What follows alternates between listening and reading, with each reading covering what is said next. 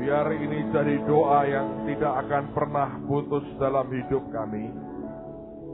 Sampai apa yang di dalam hatimu dan yang kau punya juga ada di dalam kami ya Tuhan Yesus. Tuhan, kami bersyukur semuanya sedang dibawa dalam kesempurnaan. Kami bersyukur karena rencana dan rancangan Tuhan itu sangat sempurna. Kami bersyukur bahkan pagi hari ini pun Tuhan desain buat kami. Tidak ada yang kebetulan dalam hidup kami. Semua kami hadir karena penetapan Tuhan. Dan karena Engkau yang mengundang kami, biarkan Tuhan berbicara langsung pada hidup kami. Roh Kudus yang tolong dengan roh hikmat, wahyu, dan pengertian. Dan Tuhan mengajari kami dari hatimu sendiri. Terima kasih Tuhan. Biarkan langit tembaga di atas kami dihancurkan. Dan hari ini biarkan tanah besi juga dilembutkan lagi. Tuhan, sudah waktunya umat-Mu menikmati blessing tuayan yang luar biasa. Sudah waktunya kekayaan orang fasik mulai dipindahkan bagi orang-orang benar. Dan kami ingin jadi orang yang menikmati semua janji Tuhan. Dan tidak dibodohi dengan segala tipu daya setan. Kami bersyukur hari ini. Engkau baik, Engkau luar biasa, Engkau sempurna. Dan roh hikmat, wahyu, dan pengertian mengajar kami. Dan nama Yesus saja yang ditinggikan. Tuhan, Raja, dan Penyelamat kami. Demi nama Tuhan Yesus. Semua kita berkata, amin. Silakan duduk saudara. Wow, pagi ini ada hal yang saya mau lanjutkan. Menyambung akan apa yang minggu lalu kita sudah pelajari bersama. Ingat bahwa bagian daripada kutuk dalam kitab Ulangan adalah langit tembaga dan tanah besi. Kita sudah belajar tentang langit tembaga dan ini sesuatu yang serius sekali. Langit itulah tempat di mana blessing atau hujan dicurahkan. Dan kalau Anda mengikuti minggu yang lalu, Anda belajar bahwa blessing itu turun dari atas. Kalau saudara perhatikan kehidupan Ishak dengan dua anak lakinya Esau dan Yakub.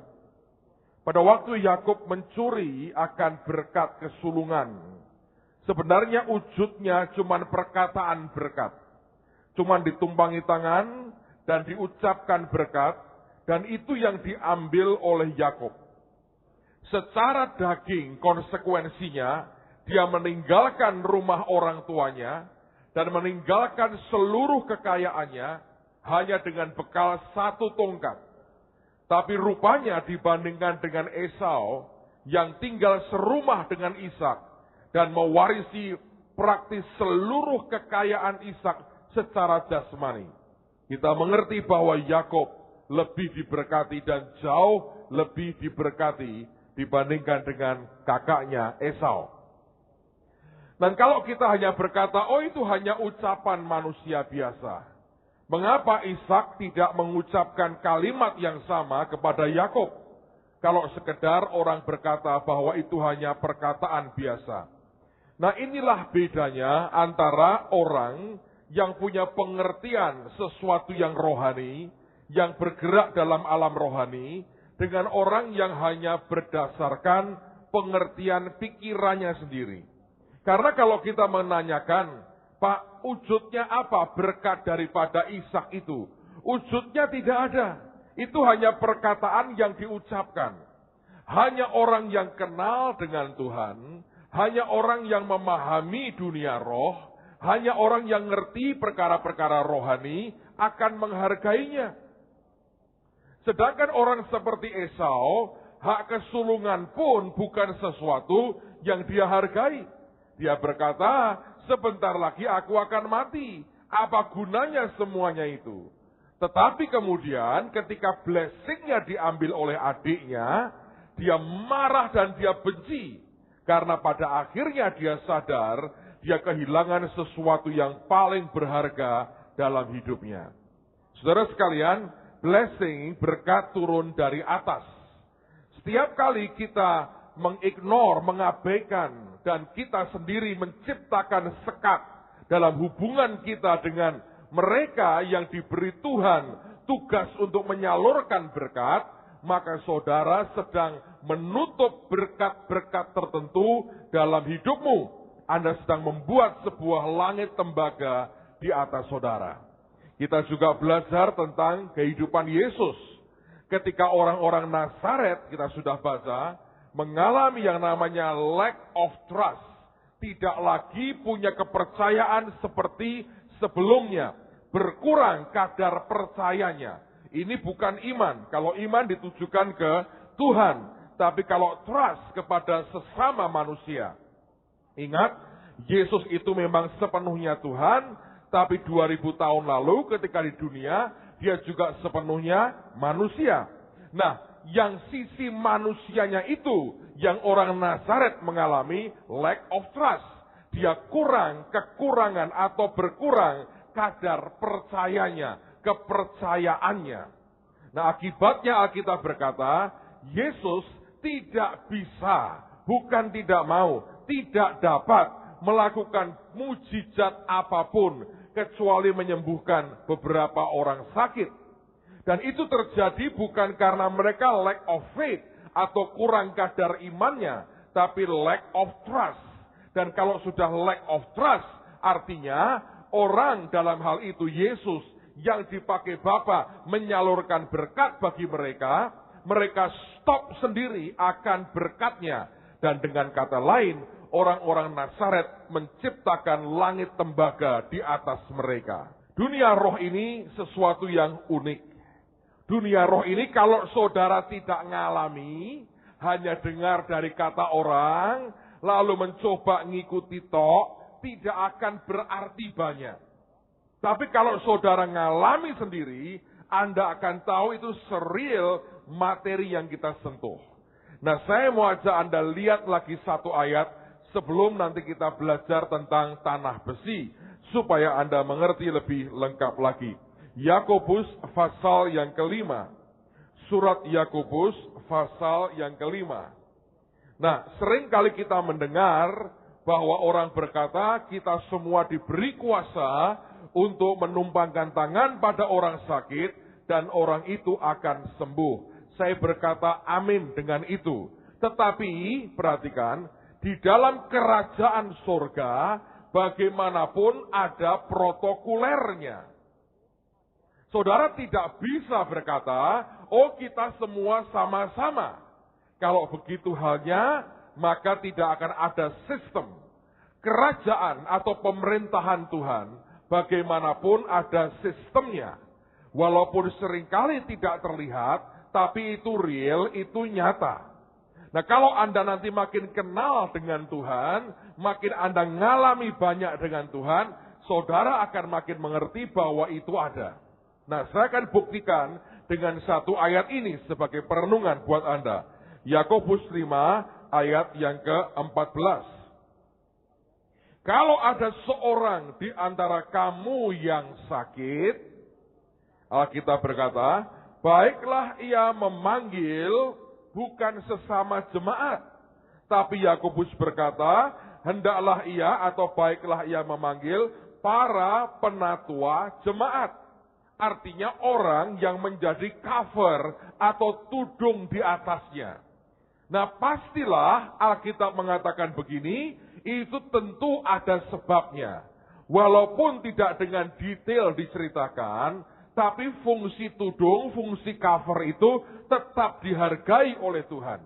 Selama Tuhan belum menyingkirkan, saudara suka tidak suka, blessingmu diantaranya dialirkan lewat orang-orang itu. Membuat Anda sendiri terhambat atau lack of trust dalam hidupmu, itu menciptakan akan langit tembaga bagi hidupmu sendiri. Saya ulang lagi. Kalau ada seorang di antara kamu yang sakit, baiklah ia memanggil para penatua jemaat, supaya mereka mendoakan dia serta mengoleskan dengan minyak dalam nama Tuhan. Jadi ayat ini mengindikasikan bahwa tetap di dalam kerajaan surga, pemerintahan Tuhan itu ada protokolernya. Dan ini sebetulnya tidak pernah bisa dilanggar kalau Anda mengerti. Hari ini saya berkata, Tuhan itu punya toleransi besarnya luar biasa. Ada begitu banyak hal yang tanpa kita mengerti, karena ketidaktahuan kita acak-acak dan kita langgar. Oh ya, Tuhannya memang kelihatannya tidak marah. Tapi bagaimanapun, blessing-nya tidak bisa maksimal. Orang yang hidup dalam alam roh dan ngerti dunia seperti itu, lebih ngerti daripada kebanyakan orang Kristen. Nah, saya mau cerita pengalaman yang 2 hari ini kami alami. Saya tidak nyebut nama, tidak nyebut apa-apa, supaya Anda tidak usah bertanya, tapi ini kejadian nyata, real banget. Dan saya bergurau dengan Pak Yusak kemarin, saya berkata, setan lebih kenal kita dari kebanyakan orang Kristen mengenal siapa kita. Dia ketawa ngakak, saudara. Kami bertiga, saya, Pak Yusak, Ibu Iin, itu diminta mendoakan seseorang. Dan beliau ini memang semua orang tahu, punya banyak kuasa gelap. Dan hidupnya sudah makin lama, makin menderita. Tapi nggak ada penyelesaian apa-apa. Pokoknya singkat cerita, saudara. Keluarganya juga keluarga yang luar biasa kayanya. Dan mereka itu ingin nyumbang banyak pekerjaan Tuhan. Jadi, karena itulah mereka ingin ketemu sebetulnya. Tetapi, kemudian ada pembicaraan lain. Mereka berkata, ya oke, tolong doakan Bapak kami. Nah, lalu mereka minta supaya ayahnya didoakan. Kemudian kita runding tanggal berapa. Dan harusnya kemarin tanggal 12. Jadi, apa yang terjadi disiapkan. Oke, tanggal 12 jam 2 siang akan dijemput. Dan kemudian akan dibawa ke rumah dari ayah anak-anak ini. Dan mereka berkata, tolong doakanlah karena ayah kami ini sudah menderita lama sekali. Dan semua banyak orang tahu sebetulnya beliau ini, waduh, kalau Anda lihat secara kekuatan supranaturalnya itu luar biasa. Nah, 1 hari sebelum peristiwa itu, ini belum pernah terjadi sebelumnya. Dan orang ini, saudara, sudah lemah banget fisiknya. Ngomongnya susah, gerakkan badannya susah. Kira-kira jam 1 siang, kami terima telepon. Orang ini mendadak kerasukan, saudara. Dia berdiri, matanya melotot, dia teriak-teriak, dia tuting-tuting anak-anaknya pakai bahasa Jawa. Dia bilang, pokoknya ojo sampai sing mendoake do teko. Dia berkata, iso mati, aku ora gelem didoake. Marah. Dan suaranya beda dengan suara orangnya. Dia bisa berdiri, dia tuting-tuting, dia marah sekali. Panik, keluarganya panik. Belum pernah terjadi begitu. Lalu kami diberitahu, kami doa. Begitu doa, mereda. Mereda, lemes. Gitu.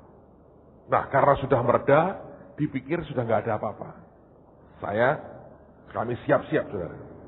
Kami siap-siap. Saudara tahu apa yang terjadi? Ini ajaib banget. Kami kan kumpul doa dulu. Doa. Terus tiba-tiba, Pak Yusak tuh ngomong gini. Kita ora sido. Sebab setan mencoba ngulur waktu. Dan Tuhan tak takoki menene ngene, jarke wae. Wah, ra sido. Nah, terus aku tanya, lah jarke itu artinya apa? Ya jarke. Lah awake dhewe kon teko lah iso ora kon jenenge jarke ya jarke wae. Mungkin belum wayahe. Sudah tinggal tiduran sama dia. Jadi kita nunggu. Saudara tahu, 10 menit nggak ada, 5 menit kemudian telepon bunyi. Kami sudah siap nih, nunggu nih, mau dijemput. Telepon. Anaknya, telepon kontak person yang sudah di depan saya. Sama-sama mau nunggu jemputan. Dia tanya begini, aku tak takon yo, jawab sing jujur. Iki sing meh teko sapa? Iki wong telu iki sapa? Jawab sing jujur. Loh kenapa? Kumat lagi. Kerasuan lagi. Teriak-teriak sampai guling-guling di tempat tidur. Ngamuk. Dipegangi orang, dilempar. Itu ada tanda petik orang pinter yang tiap hari giliran jaga karena jumlahnya banyak. Diatasi, tidak bisa ngatasi. Ngamuk, meledak, maki-maki. Pokoknya itu sampai teko. Aku ra gelem didoake. Aku mati, iso mati. Teriak. Suaranya beda dengan suara orang itu. Bayangin. Sampai ini anaknya tanya. Jawab sing jujur. Iki wong telu iki sapa? Dijawab lo ini hamba Tuhan. Tahu gak? Anaknya ngomong begini. Oh, putih tidak bisa ya bersatu dengan yang hitam. Walaupun hitam atau putih tetap oke loh lagunya loh ya toh. Dalam hal itu loh. Tapi ini anak bilang putih tidak bisa ya. Terus dia ngomong gini, sorry ya, wes sabar sih. Karena anaknya ini ada beberapa tetap ingin kami datang. Tapi itu anak-anaknya split. Ada yang tidak tega lihat si bapak kayak begitu. Ada yang berkata, haruslah kasihan. Nah karena split kan bahaya saudara. Lalu kemudian dia bilang gini, aku terpaksa datengin orang khususnya bapakku. Jadi dari yang itu tiap hari kan ada yang jaga tuh, ada dokter jaganya, dokter jaga tanah putih. Itu ada komandannya, topnya. Dia bilang harus tak datengin karena yang ini aja nggak mampu ngatasi. Jadi tunggu ya sampai kalau bisa, kalau oke semua dan tenang, nanti boleh datang. Tunggu katanya. Sejam setengah kemudian. Kita nunggu ya santai, nggak ada apa-apa. Kita hanya doa, Tuhan pokoknya kalau tidak waktunya Tuhan dan bukan Tuhan perintah kita nggak mau. Dan kita tidak bisa langsung ngelonong ke rumahnya, nggak boleh. Sejam setengah kemudian, telepon lagi. Di depan saya kok teleponnya.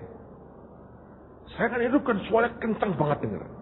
Katanya gini, waduh, iki sopo toh sing meteko iki sopo? Gitu tanya nih teman saya itu tanya penasaran. Lho nopo?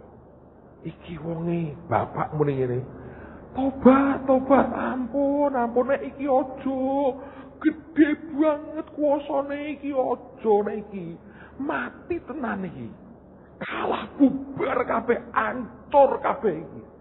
Sing liyane ra apa-apa iki ojo sampai pokoknya. Bayangin. Anaknya tidak berani. Terus dibilang, wis ditunda. Padahal dia kepingin banget. Kita ini tertawa ngakak sebetulnya. Setan kok wedine ra karuan. Wong tukang meden-medeni wong kok wedine ra karuan. Lalu saya ngomong dengan Pak Yusan. Setan lebih kenal siapa kita dari kebanyakan orang Kristen. Lalu ada teman lagi ngeltok gini. Setannya takut kita sesatkan, katanya begitu. Setan kok takut kita sesatkan. Saudara tahu, dia didoakan oleh banyak hamba Tuhan. Sudah mental, nggak ada reaksi. Dinubuat diem, nggak ada reaksi. Saya baru lihat sekali kemarin. Saya bilang ajaib loh, Tuhan itu ajaib. Saya makin yakin Yesus itu memang paling luar biasa. Amen. Itu kuasanya hebat. Cuman hidup Anda dan saya, Anda mesti naik dengan Tuhan. Kalau tidak, saudara, saudara harus tahu gini, setan itu sukanya mengkopi apa yang Tuhan mau. Oke? Di dalam kerajaan surga itu ada kepangkatan. Makanya ada istilahnya roh jahat, tapi ada penghulu di udara. Ya toh, ada dibedakan toh.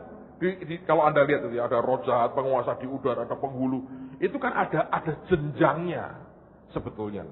Dari mana mereka buat jenjang? Dari mengkopi kepangkatan dalam kerajaan sorga. Cuma kita tidak ngerti. Dan kita anggap, podo ae mangane sego mbek tiwul podo mbek awake dhewe. Ternyata di belakangnya berbeda. Dan ini yang berbahaya sekali. Karena seringkali Anda tidak mengerti sedang menciptakan langit tembaga di atasmu. Saya nggak nyebut nama, tidak nyebut apa-apa. Saya tidak mau menimbulkan masalah. Tapi saya beritahu saudara, kalau Anda kenal dengan Yesus sungguh-sungguh saudara, Anda akan tahu Alkitab ini, firman ini, iya dan amin. Saya berkata, kalau yang menguasai kami ini setan saudara, diterima dengan baik. Mosok koncone ditolak saudara. Ya, sebab ini bukan setan yang di dalam, roh Tuhan yang berkuasa. Saya harap Anda belajar, ngerti. Tapi kalau Anda tidak ngalami seperti kayak begitu, saudara. Aduh, saya bilang, Tuhan, kau ini tetap luar biasa. Lagi masih tetap mau diatur lagi. Saya banyak cerita di balik itu. Mau diatur lagi, tetap mau diatur lagi. Dicoba. Saya nggak tahu kapan. Tapi lihatlah bagaimana Tuhan bekerja. Saya berdoa sebelum acara hari baru, zaman baru. Itu akan terjadi. Anda akan lihat sebuah perubahan akan luar biasa terjadi. Hanya orang yang ngerti dunia roh akan tahu bahwa itu impact-nya begitu besar. Well, sebagian orang masih berkata, apa iya, apa tidak. But believe me, saya hanya sampaikan pesan Tuhan. Dan ini penting buat kita. Oke, sekarang yang berikutnya kita perlu bicara tentang tanah besi. Saudara sekalian, seperti apakah tanah itu sifat-sifatnya? Nah, saya mau katakan kepada Anda begini. Bahwa dalam hidup kita ini adalah tanah. Ingat, kita manusia diciptakan dari debu tanah. Tetapi sekitar kita, pekerjaan kita, hidup kita secara lebih luas itu juga tanah. Nah, coba perhatikan di dalam Markus pasal yang keempat, ayat yang ke-26 sampai ayat yang ke-29. Markus pasal yang keempat, ayat 26 sampai dengan ayat yang ke-29. Lalu kata Yesus, beginilah hal kerajaan Allah itu seumpama orang yang menaburkan benih di tanah. Lalu pada malam hari ia tidur dan pada siang hari ia bangun.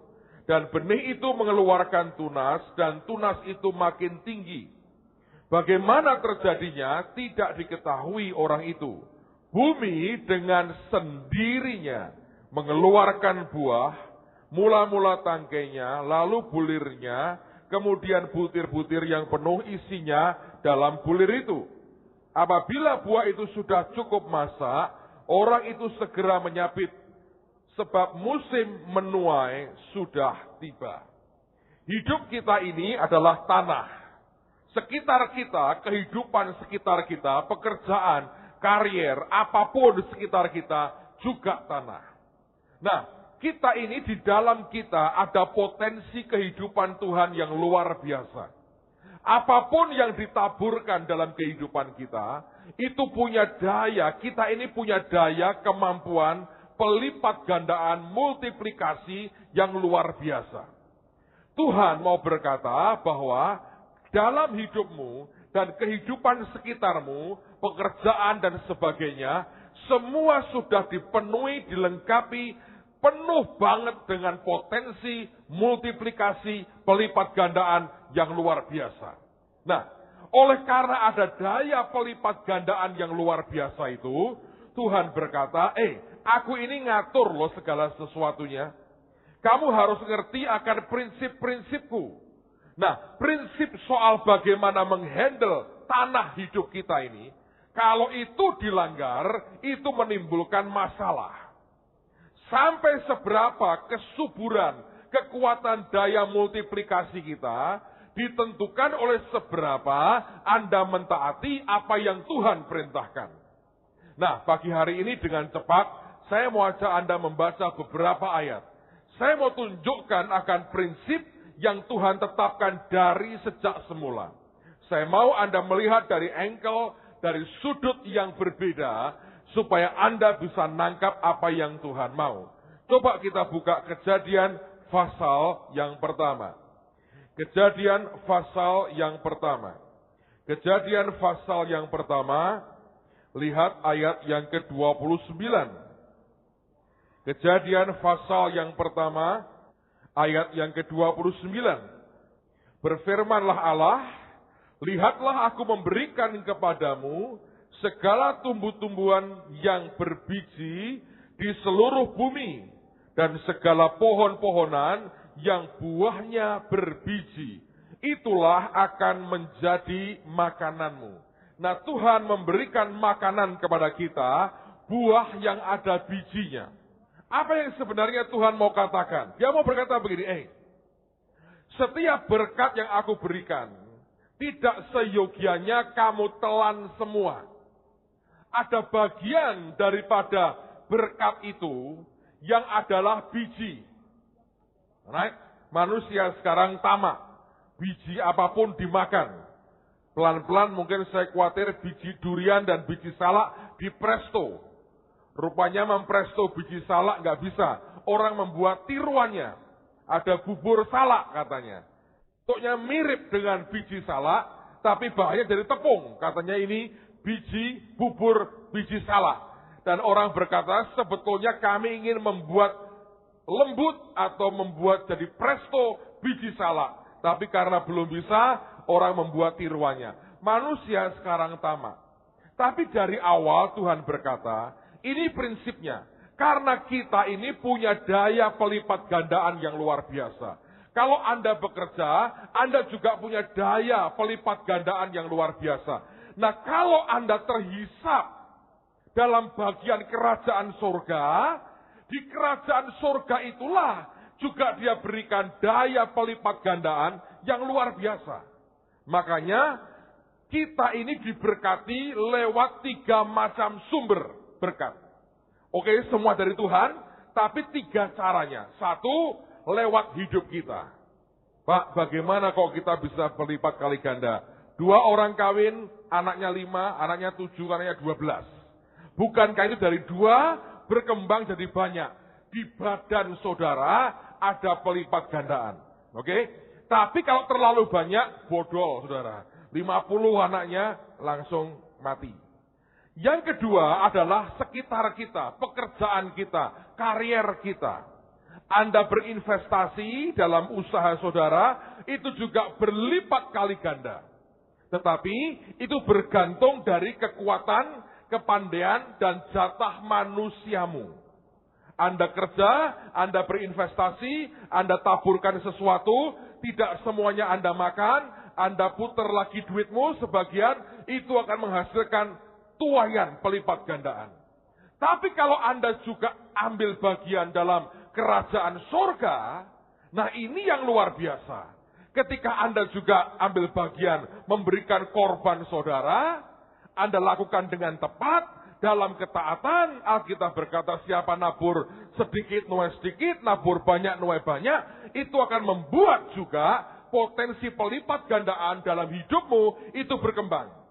Nah, yang sering kali kita ajari saudara adalah yang bagian ketiga, bagaimana kita mengenali akan prinsip-prinsip kerajaan surga. Right? Orang dunia atau kuliah Anda ngajari tentang investasi di kerjaan Anda, di bisnis saudara. Kalau Anda ke dokter, diajari tentang reproduksi kehidupan kita. So, itulah beberapa hal yang Anda harus mengerti. Nah, Tuhan punya prinsip yang luar biasa. Dia berkata, blessing, berkat yang aku berikan kepadamu, di dalamnya ada bijinya. Kalau bijinya engkau makan sekalian, tidak engkau tabur, maka benih pelipat gandaan itu sedang engkau matikan sendiri. Tetapi kalau itu engkau tabur dengan tepat, di tanah yang tepat, dalam kehendak Tuhan yang sempurna, itu potensi multiplikasinya luar biasa. Dari mana ngerti sederhana? Kalau Anda diberi mangga 1, saya sering beri contoh ini, Lalu Anda tanam bijinya, akan tumbuh pohon apa? Pohon mangga. Pohon mangganya tumbuh, pasti buahnya lebih dari satu. Buahnya Anda ambil, Anda makan dagingnya, Anda tanam semua bijinya, Anda akan punya ratusan pohon mangga. Kalau semuanya berbuah, sekali petik Anda akan dapatkan ribuan buah mangga. Dari satu bisa berkembang menjadi ribuan. Dan itu adalah potensi pelipat gandaan. Tapi kalau bijinya Anda makan, kalau bijinya Anda telan, maka potensi pelipat gandaan itu hilang. Anda masih ingat waktu kecil seringkali orang-orang tua itu ngajari yang salah. Kalau makan jangan sampai ketelan bijinya loh ya. Nanti tumbuh pohon. Anda pernah dengar itu? Itu kebohongan yang kita dulu yakini. Tapi anak sekarang tidak segampang dulu, tidak segoblok dulu kita. Dulu kita digituin, iya percaya. Begitu ketelan, ayo minum yang banyak, minum yang banyak. Hanya diajari minumlah yang banyak, tapi ditakut-takuti seperti itu. Dan saya perhatikan di mana-mana, nggak pernah ada orang kepalanya tumbuh pohon. Tapi toh anak pada waktu itu percaya juga. Saudara sekalian, setiap kali kita makan, kita habisi semua yang Tuhan berikan, maka itu akan mematikan daya pelipat gandaan. Nah, tergantung bagaimana Anda mengelola blessing Tuhan.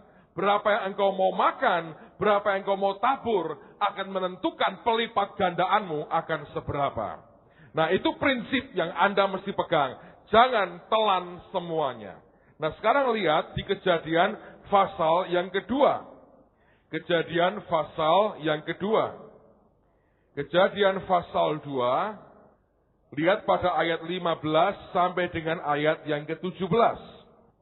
Tuhan Allah mengambil manusia itu dan menempatkannya dalam Taman Eden untuk mengusahakan dan memelihara taman itu. Ada bagian yang memang kita mesti lakukan, mengusahakan dan memelihara.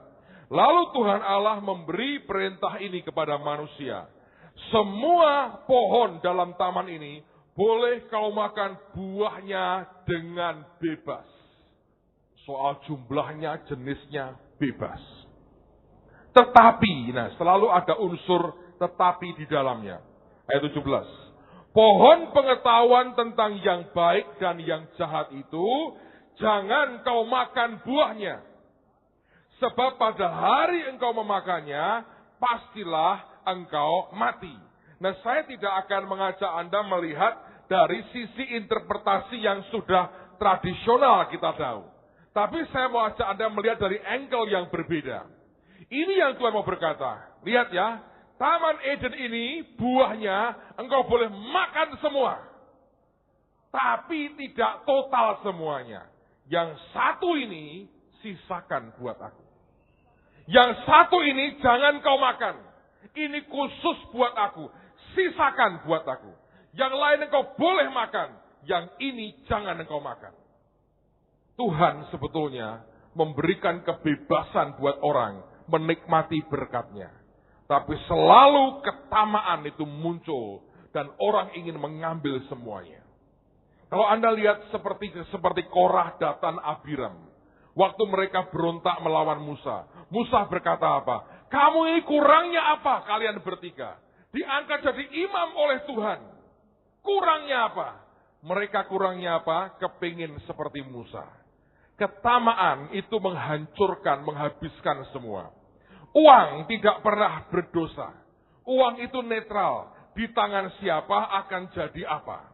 Dan saya beritahu, uang itu sangat netral sekali. Saya ketemu orang-orang hari-hari ini, saya dengar pembicaraan mereka yang mengerikan sekali soal uang. Ternyata di beberapa orang, buat beberapa orang uang tidak masalah. Orang yang mengundang kami ini anaknya berkata, saya mau bantu bangun rumah sakit di Jawa Barat. Dia berkata, cari tanah yang gede. Nah uangnya pasti adalah saya beresin nanti. Pokoknya saya kompliti semuanya. Sampai runningnya saya bayar. Gila, banyak orang ngemis, teriak. Dia berkata, saya punya semua yang kalian butuhkan. Kamu cari, kerjain. Nama saya tidak bisa masuk, ini uang saya drop berapapun kamu minta. Saya bilang ada itu orang-orang begitu. Sebetulnya Tuhan itu juga ingin bukannya semua orang terus semaunya, kecuali Anda nyetak uang monopoli, saudara. Tetapi sebetulnya bagi pihak Tuhan, dari awal dia berkata, aku ingin kalian nikmati kebebasan. Tapi kalau itu bagian untuk kamu tabur lagi demi kepentinganmu, atau ada bagian, kamu khususkan buat akulah. Dia berkata, aku beri kamu jutaan pohon, cuman satu ini jangan. Ini buat aku, kamu tidak boleh. Yang lain oke, yang ini jangan. Tetap dilanggar, saudara. Ketamaan itu akhirnya menghancurkan sendiri. Uang itu netral, tergantung di tangan siapa. Di tangan penjahat jadi buruk. Di tangan anak Tuhan harusnya jadi luar biasa. Yang jahat adalah cinta akan uang. Itu akar segala kejahatan. So Anda mesti ngerti akan prinsip ini. Nah, apa akibatnya ketika kita tidak pegang prinsip ini? Apa akibatnya kalau kita mementingkan diri sendiri? Apa akibatnya kalau kita makan semua berkat yang Tuhan berikan buat kita? Akibatnya coba kita lihat dalam Kejadian sekarang pasal yang ketiga. Kejadian pasal 3 ayat 17 sampai dengan ayat yang ke-19. Kejadian 3 ayat 17 dan sampai dengan ayat yang ke-19. Lalu firman-Nya kepada manusia itu, karena engkau mendengarkan perkataan istrimu dan memakan dari buah pohon yang telah kuperintahkan kepadamu, jangan makan daripadanya. Maka, lihat saudara, terkutuklah tanah karena engkau. Ketamaan itu membuat tanah terkutuk. Pemberontakan, kebencian, lack of trust, menciptakan langit tembaga. Tapi ketamaan itu membuat tanah besi. Itu menghasilkan kutuk atas tanah. Atas hidup kita, pekerjaan kita, dan segala sesuatu yang berpotensi melipat gandakan yang kita punya jadi terkutuk. Kalau orang terus hidup dalam keadaan seperti ini, Anda harus minta Roh Kudus bongkar akan hidupmu. Saya ulang lagi. Maka terkutuklah tanah karena engkau, karena manusianya. Harusnya gimana Pak ngilangin kutuk tanahnya? Tenggingi tanahnya? Salah. Manusianya yang membuat kutuk turun harus bertobat. Kalau penyebab kutuknya nggak bertobat, tanah ditenggingi seperti apa? Nggak ada gunanya. Pertobatan dibutuhkan. Oh, saya nggak perlu bertobat, Pak. Itulah yang membuat Anda makin perlu bertobat. Saudara sekalian, kalau yang menciptakan membuat penyebab kutuk tidak bertobat, maka tanah seperti apapun diberkati tidak akan ada hasilnya. Tapi kalau yang menciptakan atau membuat kutuk itu bertobat, tanahnya didoakan pasti beres. Teruskan lagi. Dengan bersusah payah, engkau akan mencari rezekimu dari tanah seumur hidupmu. Sejak itu dia berkata, karena ketamaanmu, karena engkau tidak ngerti prinsipnya, yang buat aku engkau makan juga. Maka kita berkata, dengan bersusah payah, engkau akan mencari rezekimu. Mulai sejak itu, orang akan susah payah untuk mengais rezekinya. Dari mana kok bisa? Diawali dengan sikap tamak kita. Yang bukan jatah kita, kita telan. Yang bukan hak kita, kita makan. Dan Tuhan berkata, ketamaan seperti itu akan membuat engkau bersusah payah mencari rezekimu dari tanah seumur hidupmu. 18. Semak duri dan rumput duri yang akan dihasilkannya bagimu. Dan tumbuh-tumbuhan di padang akan menjadi makananmu. Anda tahu tumbuh-tumbuhan yang jadi makanan itu sekarang namanya apa? Sayur, saudara. Tidak berarti kita tidak anti makan sayur. Dulu orang makan buah. Lalu ketika mereka tamak, mereka makan daun. Anda ngerti bedanya? Antara makan buah dan makan daun itu beda. Dan ini gambaran yang Tuhan mau berkata. Saya nggak berkata, kalau gitu kita tidak usah makan sayur. Dalam anugerah Tuhan banyak sayur yang baik.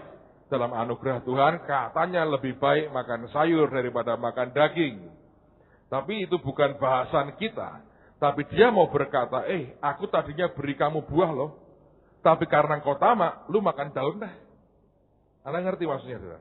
Itu kayak gambaran dia berkata, mau saya kasih buah, kamu nggak mau daun. Dan sekarang orang makan akar, umbi-umbian. Ya toh? Orang makan batang. Apa itu? Bambu itu, bung itu kan batang, saudara. Iya toh? Hebat tuh, manusia tambah lama tambah parah. Orang sekarang makan jamur. Gawat loh, dari buah turun loh. Turun tuh. Orang makan daun singkong, daun pepaya, dia makan semua kan. Dulunya buah yang ada bijinya. Nah, saya tidak berkata bahwa mana lebih sehat. Tapi kalau Anda lihat Alkitab, setiap kali kita melanggar, turun ini, turun. Blessing-nya turun. Bagaimanapun nih, saudara. Kalau ketamaan menguasai kita mau makan semua setiap berkat yang dia beri, turun itu. Dan ketamaan itu bisa muncul justru karena Anda diberkati. Ya.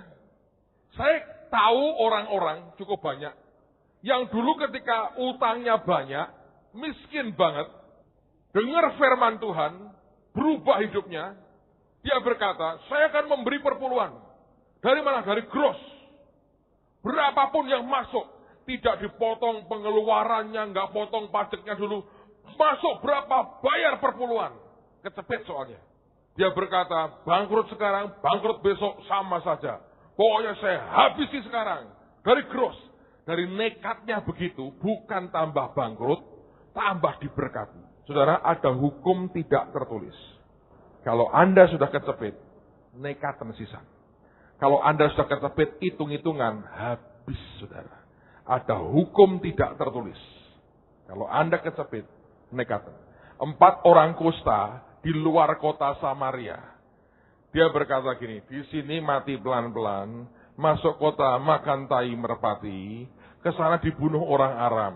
Yang paling cepat mati dipateni orang Aram. Ayo ke sana katanya. Malah makan banyak, menjarah banyak. Begitu. Anda tahu waktu Yosua masuk Yeriko, mau masuk Kanaan, itu air Yordan meluap. Tuhan berkata, pijakkan kakimu, nyemplung para imamnya. Dia nggak berkata gini, enteni sampai surut. Mari berkemah ikut lomba mancing dulu. Nggak ada itu. Langkah, jos. Saudara tahu Daud mengalahkan Goliat? Orang Israel, pasukan Israel, tiap hari kerjanya apel pagi, baris. Nanti kalau Goliat muncul, nantang bubar, sembunyi. Malam tidur, pagi baris lagi, ngatur pasukan. Goliat muncul lagi, bubar. Itu berhari-hari. Sampai muncul wong nekat, tak pelintengi katanya. Anda tahu bahasanya enak sekali barang semua. Tak pelinteng, dipelinteng saudara. Tak pelintengi. Cari batu. Bawa tongkat. Orang tanya, Daud kok gak bawa pedang? Tuhan sudah sediakan. Mana? Tuh dititipin Goliat. Ntar gua penggal pakai pedangnya dia sendiri. Anak sangat, itu ada hukum tidak tertulis. Tapi ini yang terjadi. Begitu dia memberi dari gross, banyak banget pemberiannya, diberkati Tuhan. Begitu banyak uangnya, blessingnya berubah. Ya jangan emosi. Semua kita atur, kita tata dengan baik. Ya toh nanti kan kita bangkrut. Wong dari melarat loh saudara. Kok nanti kita bangkrut tuh gimana? Sudah gak punya apa-apa nih. Diinjek orang terus. Setelah naik, tidak punya nyali seperti dulu. Oh harus berhikmat. Menata, ngajari orang. Semua ditoto. Dulu tidak hitungan. Main nekat, bodoh nekat. Sekarang dia bijaksana. Padahal dulu kalau dia bijaksana, tetap gak bisa membayar utangnya. Orang berubah kan? Begitu berubah, langsung gerak berhenti. Turun pelan-pelan, gak terlalu kerasa, tapi gerak berhenti. Sebab dia tidak menjalani yang Tuhan mau. Drop, tetap turun. Saudara, ini kenyataan loh. Dan Tuhan itu ngomong, kamu kalau kamu gak nurut, Kamu makan semua, oke. Aku beri kamu daun, katanya. Masih belum juga jamur. Masih belum juga batang. Bayangin, masih gak puas. Pohon kedela kan nyabut dari bawah tuh. Bayangin, itu kok bangga, saudara. Saya bilang itulah yang sering kali orang tidak mengerti. Ini hukum Tuhan. Anda ngelanggar, Anda labrak, tabrak semuanya, fatal akibatnya. Teruskan lagi. Ayat 19. Dengan berpeluh engkau akan mencari makananmu sampai engkau kembali lagi menjadi tanah. Karena dari situlah engkau diambil, sebab engkau debu dan engkau akan kembali menjadi debu. Tuhan berkata, kamu akan berpeluh cari makananmu. Prinsipnya adalah jangan pernah Anda telan sendiri. Berikan ke Tuhan apa yang jadi bagiannya. Tanya dia berapa yang dia minta. Anda akan mengalami anugerah Tuhan yang luar biasa. Ayat yang terakhir, lihat, belum yang terakhir. Kejadian dulu, pasal yang ke-9 sekarang. Lihat semua yang over dimakan sendiri berakibat, saudara. Kejadian 9 ayat 18 sampai dengan ayat yang ke-21. Kejadian pasal 9 ayat 18 sampai dengan ayat yang ke-21.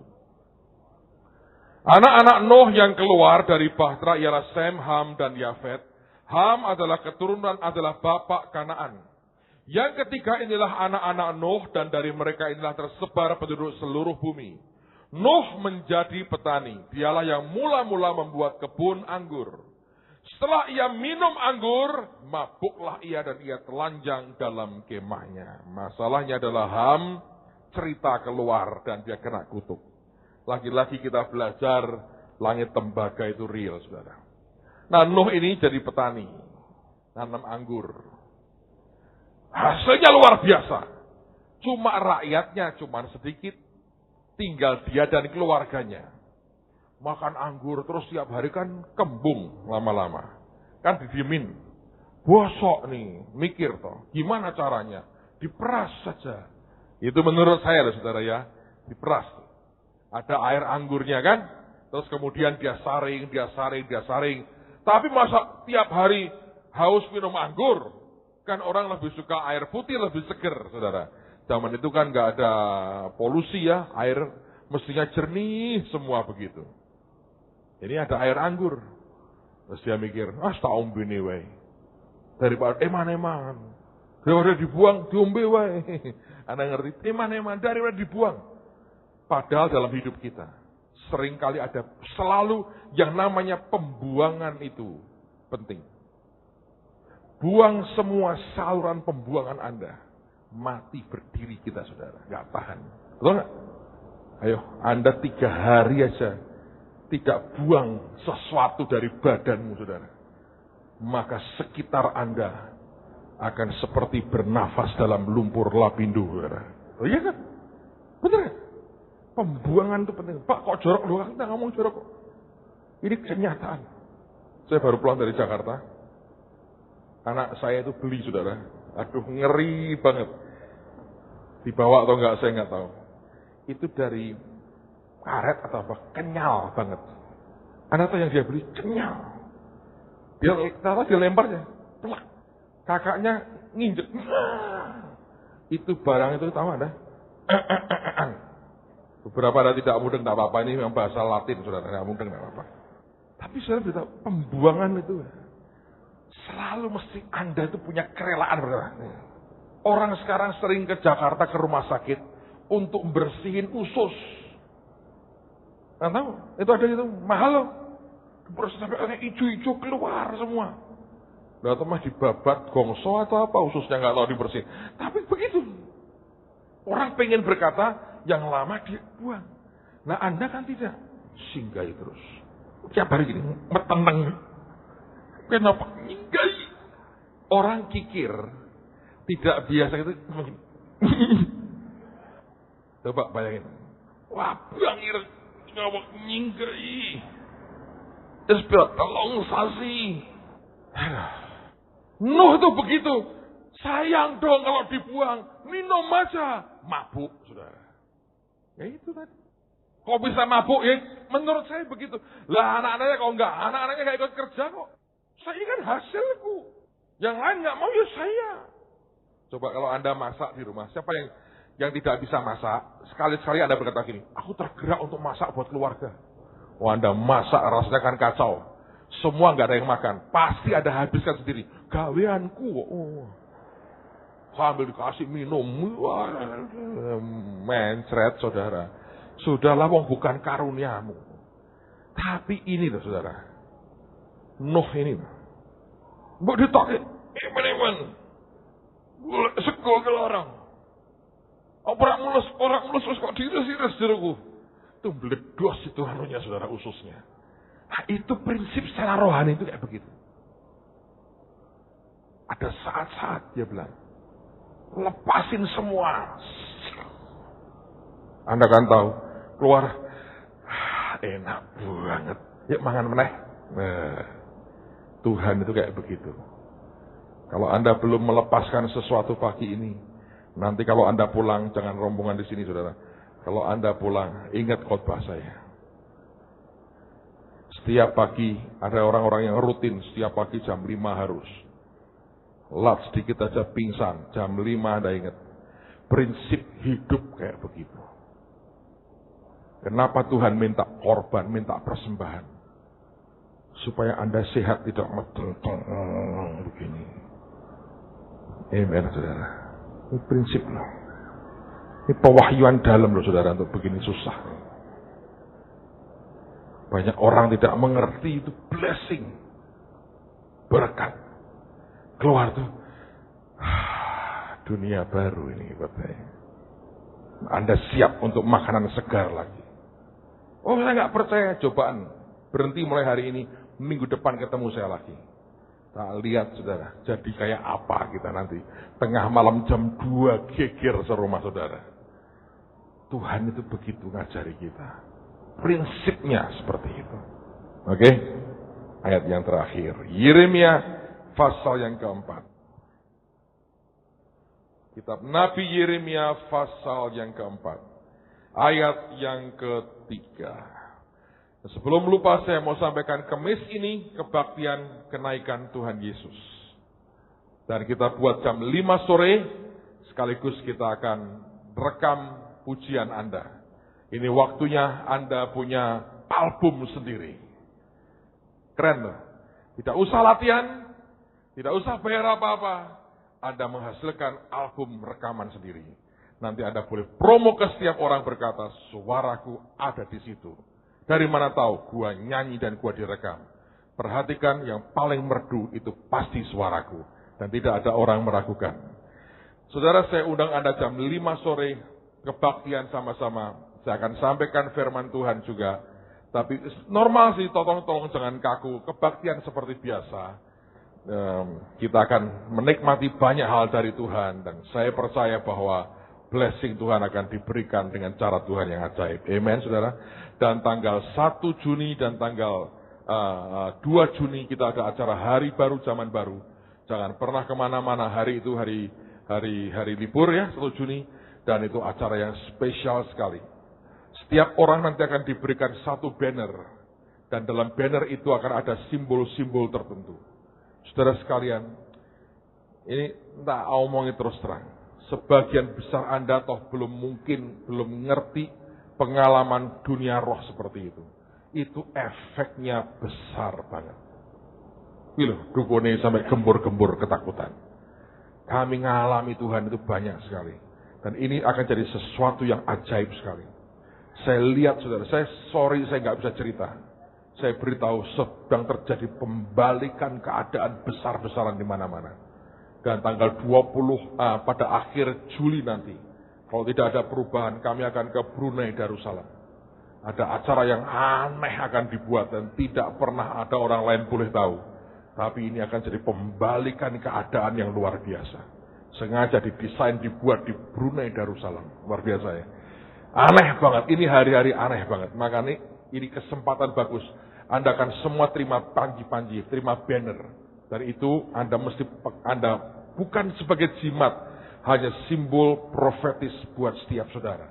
Dan ini akan jadi blessing yang luar biasa. Akan ada drama, akan ada tarian profetis, ada binatang-binatang akan masuk Holy Stadium, dan itu akan membuat kita diberkati sekali. So tanggal 1 dan tanggal 2, Anda jangan lewatkan waktu anugerah yang luar biasa. Ada banyak orang dari luar kota juga akan datang, dan mereka akan menikmati akan kebersamaan dengan kita. Alright? Dan ini penting sekali. Nanti Pak Ardian akan banyak pengumuman, tanggal 28 akan ada acara. Saya mau tanya lagi, siapa di sini yang suka minum kopi? Coba angkat tangan tinggi-tinggi. Suka sebenarnya minum kopi? Suka. Siapa di sini yang